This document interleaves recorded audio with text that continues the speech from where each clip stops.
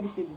आज जे जांभेबाबा म्हणले की खऱ्या अर्थानं गणेशवाडी उपसा योजना याचं श्रेय खरं ह्या तुमच्या लोकांना आहे, कारण तुम्ही एवढं स्वतःचं घरदार त्या ठिकाणी धरणामध्ये हे वाहून घेतलं आणि या ठिकाणी तुम्ही ह्या माळावरून राहून त्या ठिकाणी काय धरण झालं तर पाणी आलं नसतं, पाण्याचा उपसर्ग नाही, तर हे जर कौतिक करावं तुमचं कमी आहे, कारण तुम्ही या ठिकाणी त्याग केला, या ठिकाणी येऊन आज या ठिकाणी सुजलम सुफलम भाग झालाय, त्याबद्दल तुमचं आंबेडकरांचं मी स्वागत करतो।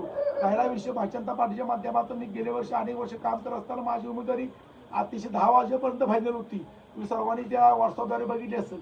पण ऐन वेळी काय झालं असेल, मला कुणाला दोष द्यायचा नाही, शेवट संघर्ष करायसाठी संघर्ष युद्धात कधी हरत नसतो, का त्याच्या पाठीमागे एवढी मोठी जनता असती, या जनतेच्या जीवावर मी आज या ठिकाणी लढतोय। आज ही लढाई माझी नसून तुमची आहे।